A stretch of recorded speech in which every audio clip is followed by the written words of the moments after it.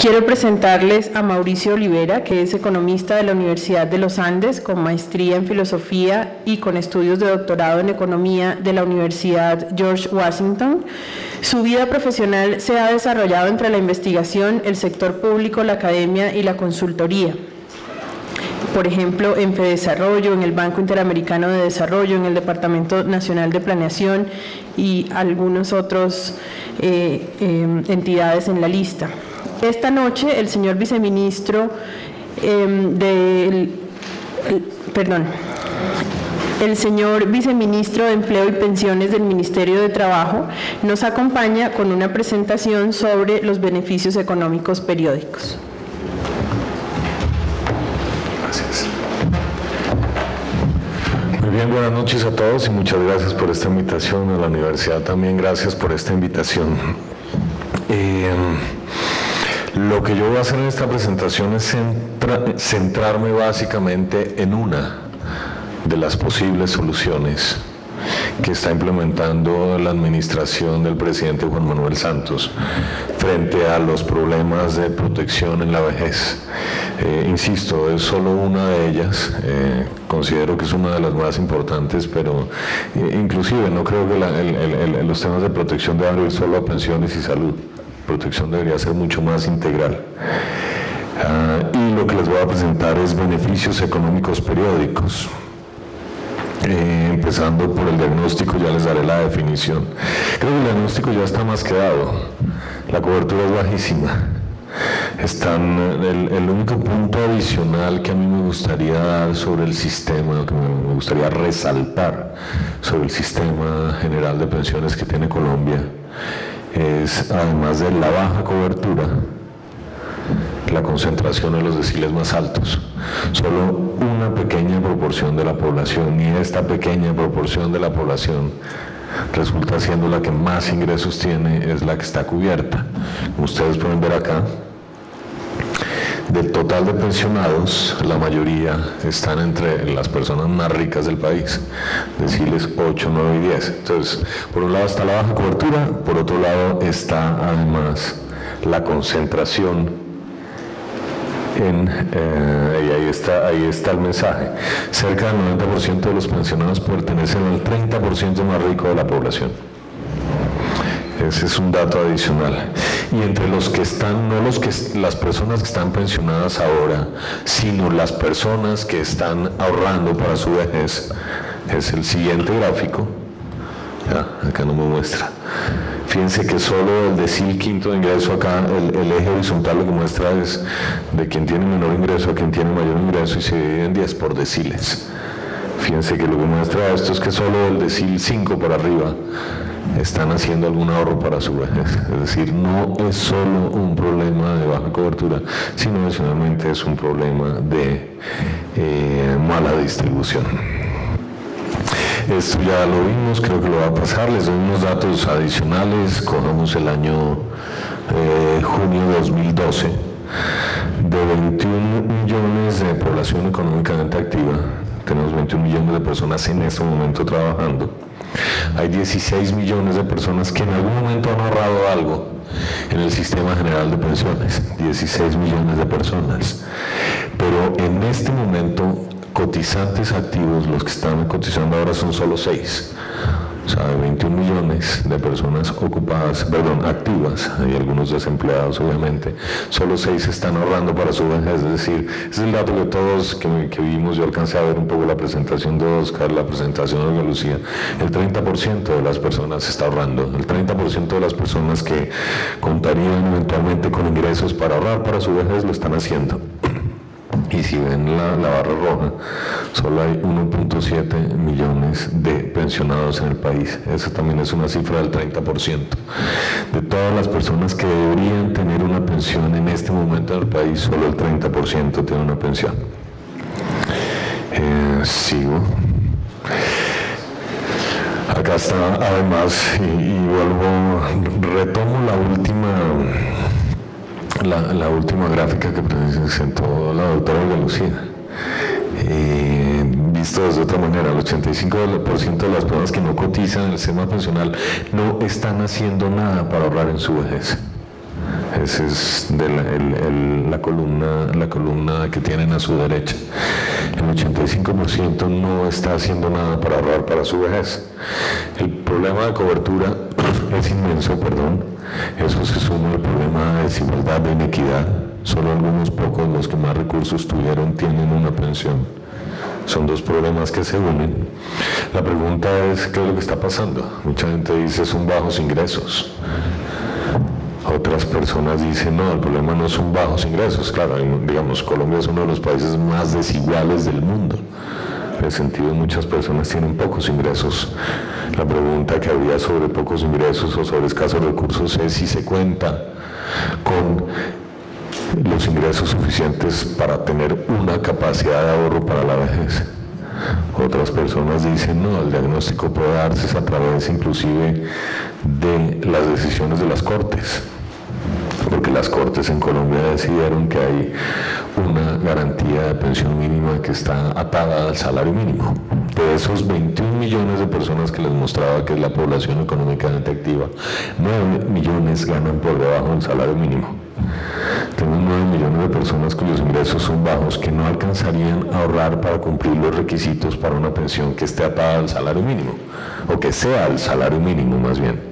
Con una pregunta también importante, es decir, si uno vive su vida laboral, tiene hijos, los educa, compra su casa, compra su carro, llega a su edad adulta o a su vejez, de pronto ya no necesita tantos recursos, no tiene que pagar la hipoteca, no tiene que pagar la educación de los hijos, etcétera. Digamos que son discusiones que no solo se dan en Colombia, sino que se dan en torno a los sistemas de pensiones en todo el mundo.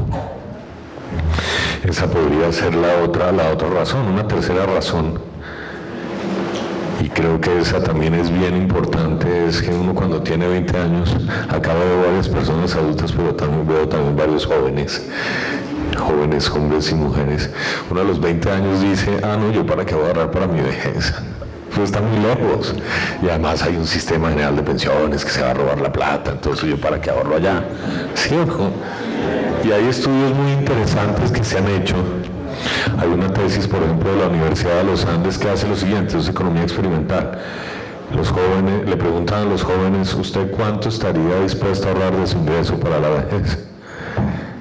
Y entonces responde un porcentaje, 10, 20%. Luego le dicen, ahora vaya, hable con su papá que está próximo a pensionarse, o con su tío que está próximo a pensionarse, con un familiar cercano que ya tiene 55 años, y pregúntele cuánto hubiera ahorrado.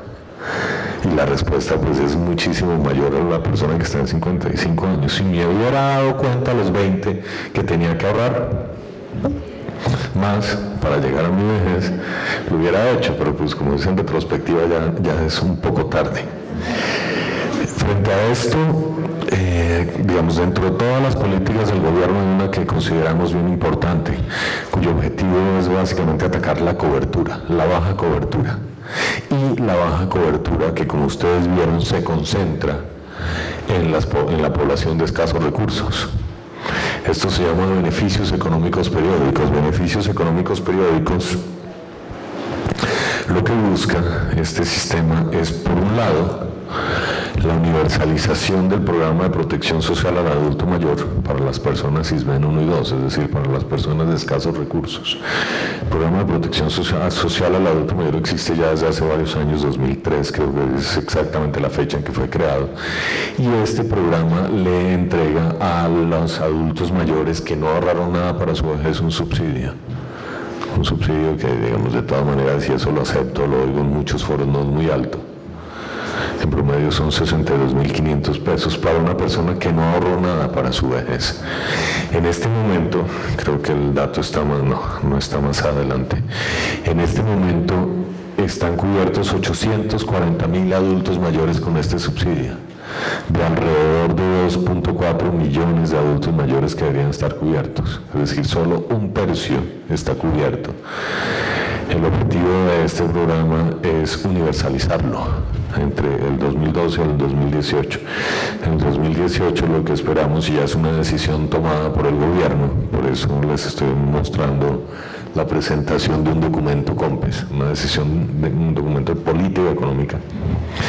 Entre el 2012 y el 2018 lo que busca el gobierno es universalizar. Todo adulto mayor que no no haya ahorrado durante su vida laboral para su vejez va a recibir un subsidio monetario.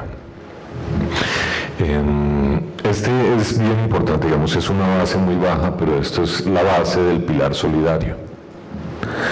Y por otro lado, lo que busca es a las personas, no a las que llegan a ser adultos mayores sin haber ahorrado, sino más bien a las personas que están ocupadas ahora, invitarlos a que ahorren, es decir, venga, ahorre un peso que el Estado le da un subsidio. Estos son los beneficios económicos periódicos y están enfocados en las personas que están en SISBEN 1, 2 y 3, es decir, personas de escasos recursos. ¿Cómo lo vamos a hacer? Básicamente ustedes lo ven acá. Para las personas que son SISBEN 1 y 2, la base va a ser el programa de protección social al adulto mayor. Todas las personas SISBEN 1 y 2 que lleguen a su vez van a tener como base el programa de protección social al adulto mayor, y a partir de ahí, por cada peso que el joven que está trabajando ahorre, el Estado en este momento le va a dar 20 centavos más, es decir, un subsidio de 20% al ahorro. Un subsidio de 20% al ahorro, lo que le va a permitir buscar a la persona un ingreso razonable y suficiente para su vejez. Beneficios económicos periódicos, que es lo que les estoy mostrando acá con paréntesis, ya está en la Constitución.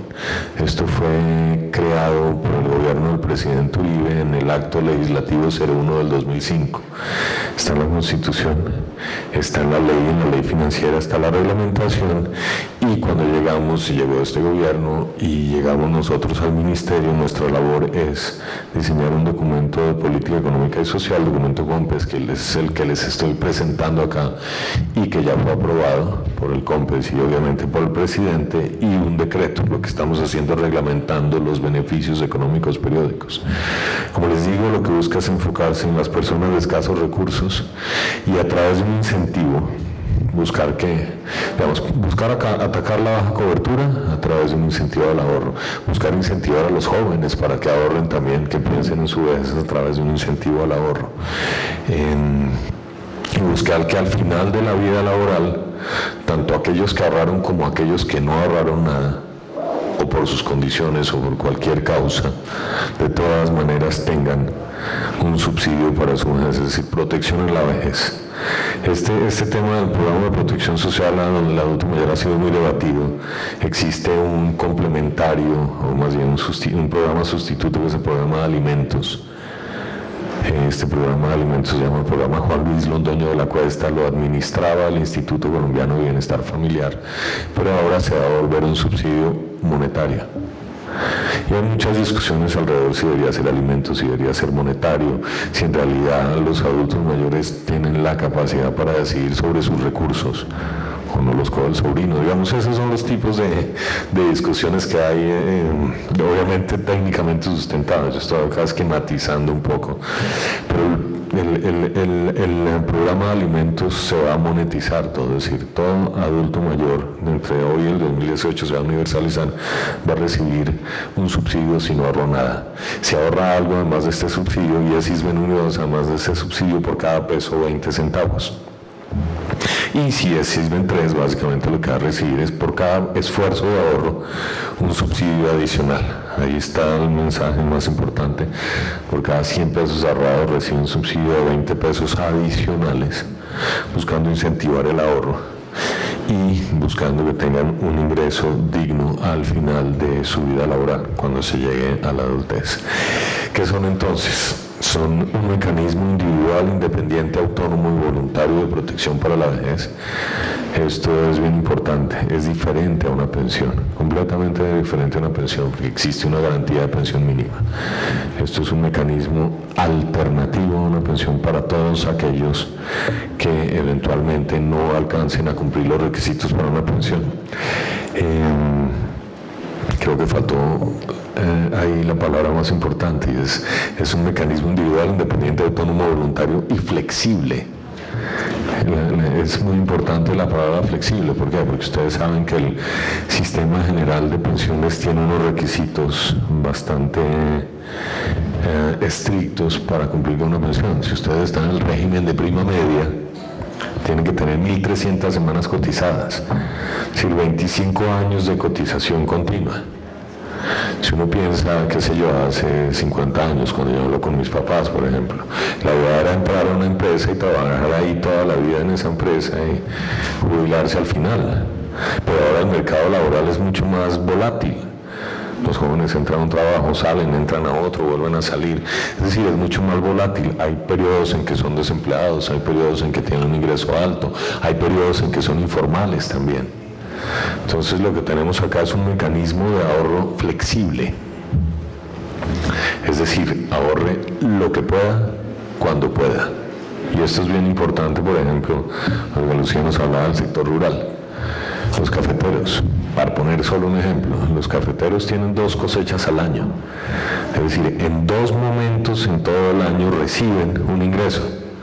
No tienen las 52 semanas al año un ingreso constante y estable que exige el Sistema General de Pensiones ahorrar.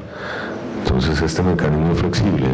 Si llegan las 2 cosechas, ahorre lo que pueda de estas 2 cosechas y vaya acumulando para su vejez. Por cada peso que ahorre, el Estado le da un subsidio. Y esto no solo con los cafeteros, digamos que con muchos grupos poblacionales, especialmente los de escasos recursos, que no tienen un empleo formal, estable, constante, que permite que los ingresos sean ahorrados y cumplir las 1.300 semanas. Esto es un mecanismo flexible y busca atacar básicamente la cobertura, pero también la inequidad o la desigualdad, porque está enfocado en la población más vulnerable, es decir, en toda la población de escasos recursos. Bueno, como dice ahí en el segundo punto, la población es SISBEN 1, 2 y 3. El esquema está basado en un ahorro individual flexible, perdón, ahí sí estaba la palabra flexible, es flexible en cuantía y periodicidad, puede ahorrar cuando pueda, lo que pueda. Sí, de todas maneras, y esto es bien importante, el sistema se diseñó buscando generar los incentivos más adecuados para que las personas no quieran quedarse en BEPS si no están en el Sistema General de Pensiones. Este es un viejo debate que hay, por lo menos al interior de los economistas, de pronto más que al interior del gobierno mismo, en términos de los subsidios. Hay muchos subsidios que lo que generan es el deseo de quedarse siendo una persona subsidiada, en vez de desarrollarse profesionalmente, en vez de desarrollarse en su mercado laboral, en vez de buscar mejorar cada vez. Y esto es bien importante. Lo que busca BEPS es que las personas de todas maneras quieran estar en el Sistema General de Pensiones, obviamente cuando puedan. Todo colombiano va a tener 2 cuentas. Una en el Sistema General de Pensiones, régimen de prima media, ahorro individual, otra en beneficios económicos periódicos. Y todo colombiano, lo único que no puede hacer es ahorrar simultáneamente en las 2 cuentas. Pero si en algún momento es formal y tiene un trabajo con un jefe y es un trabajo dependiente con un contrato, puede ahorrar en el Sistema General de Pensiones. Si es informal o pierde su empleo, puede ahorrar en beneficios económicos periódicos. Al final de su vida se van a sumar los 2 ahorros. El de beneficios económicos periódicos va a tener un subsidio. Se van a sumar los 2 ahorros y se va a saber si tiene derecho a una pensión o a un beneficio económico periódico, que es un ingreso, es asegurar un ingreso que no va a ser tan alto como el, digamos, tan cercano al salario mínimo, pero que va a ser un ingreso digno y decente para la vejez. Y el administrador, esto es otro punto importante, por eso dije que un joven dice, no, en 20 años, la pensión es en 40 años y además el Estado lo administra mal. Ayer, no sé si ustedes vieron, desde el lunes está creado Colpensiones. Esto es bien importante, esta entidad lo que busca, digamos, Colpensiones lo que va a hacer es básicamente administrar el régimen de prima media. Va a reemplazar al Instituto de Seguros Sociales. Esto es un tema que también ha sido bastante debatido, sobre todo con las personas que tienen pensiones del Instituto de Seguros Sociales. Yo veo a muchas personas bastante asustadas, sin saber qué iba a pasar. Todavía. De hecho, yo estuve haciendo un recorrido por bancos, inclusive hay personas, diría yo, inescrupulosas. He visto grupos de abogados diciéndole a los adultos mayores que van a cobrar su pensión, que es que ahora el Estado les va a quitar el 15% para pagar a Colpensiones. Entonces están creando grupos Sí, no. Están creando grupos para, entonces venga acá en una platica, entonces demandamos al Estado, siendo que eso es falso. El objetivo de Colpensiones es básicamente mejorar la administración del régimen de prima media. Y creo que todos ustedes lo han vivido de una manera u otra. O sea, se va a liquidar una pensión y se puede demorar 5 años mientras pasan los papeles y le dicen tiene una pensión. ¿Cierto? A muchas personas, y eso lo he oído yo, les pasa que además para liquidar, para el reconocimiento de la pensión, pues tienen que pagar una plática extra, porque lo que busca Colpensiones es mejorar la administración del régimen, ser más eficiente, más ágil y tener una respuesta para todos los colombianos. BEPS va a ser administrado entonces por Colpensiones. Este es básicamente el mecanismo, creo que me detengo ahí, es uno de los mecanismos, busca, como decía, enfocarse en personas vulnerables, personas de escasos recursos, atacar la baja cobertura, ayudar a las personas de bajos ingresos, los que están por debajo del salario mínimo sobre todo, a ahorrar a través de un subsidio. Otros puntos importantes, además de un subsidio al ahorro, también va a tener un subsidio a la permanencia. Es decir, si lleva tanto tiempo ahorrando o lleva un monto, en eso estamos en el diseño, la reglamentación, tanto monto ahorrado, el próximo año va a tener un microseguro pagado por el Estado, completamente gratis, para que permanezca ahí un microseguro, hay seguros exequiales, seguros de vida, riesgos laborales, toda una serie de seguros que lo que van a hacer, además de que el subsidio busca es incentivar, enganchar a la persona que ahorre, el microseguro lo que va a hacer es además incentivar a la persona que se quede ahí, que no piense en sacar sus recursos si no se queda ahí, y que piense en el largo plazo. De todas maneras, microseguros es bien importante. En fin, esos son beneficios económicos periódicos. Este COMPES ya fue aprobado, estamos en la reglamentación, pero me parece importante empezar a difundirlo y a mostrarlo en muchos foros, porque también como creo que tengo varios elementos que vienen de las presentaciones anteriores, como nos decía la doctora Olga Lucía, por ejemplo, uno de los sectores más preocupantes es el sector rural. Acá lo que yo les presento es básicamente el diseño de un mecanismo, pero este mecanismo tiene que empezar a difundirse de todas las maneras posibles, a difundirse regionalmente, a difundirse sectorialmente. Yo siempre pongo este ejemplo. La informalidad, es decir, todos aquellos que no ahorran para su vejez, si llamamos eso informalidad, es 70%. Les mostraba los datos, alrededor de 14, 15 millones de personas no están ahorrando para su vejez. Y esto es una bomba social. En algún momento, como lo decía la misma doctora Lucía, en algún momento esto es una crisis fiscal de una magnitud enorme. Sacamos beneficios económicos periódicos, es una parte de los incentivos, pero les pongo dos ejemplos básicamente. Ustedes han cogido un taxi en la calle, ¿cierto? En general, el señor que maneja el taxi no tiene una relación laboral con nadie. Lo que está haciendo el señor es alquilando el taxi, va donde el dueño del carro y le dice, venga señor, présteme el carro, y el dueño del taxi le dice, sí, listo, lléveselo y esta noche me lo trae, 50.000 pesos tanqueado y lavado. Ahí no hay ninguna relación laboral.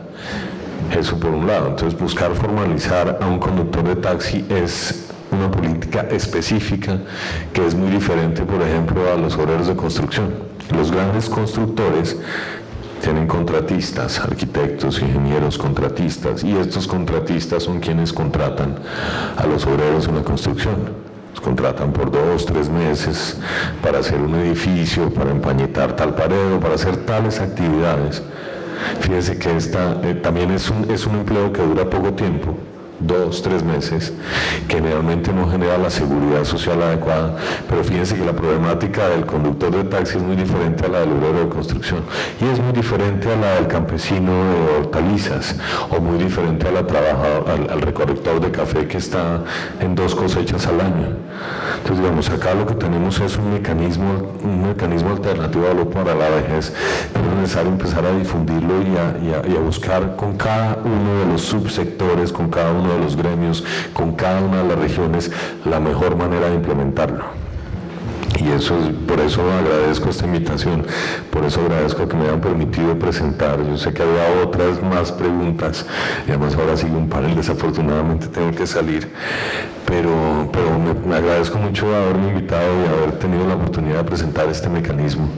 La presentación queda acá y muchas gracias.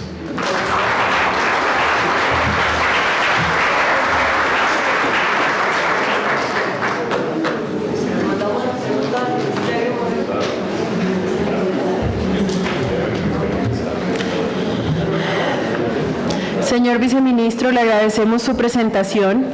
Queda claro que compartimos preocupaciones, también reflexiones y acciones, y como dice Lisa, claro que mandaremos preguntas al viceministerio. Muchas gracias.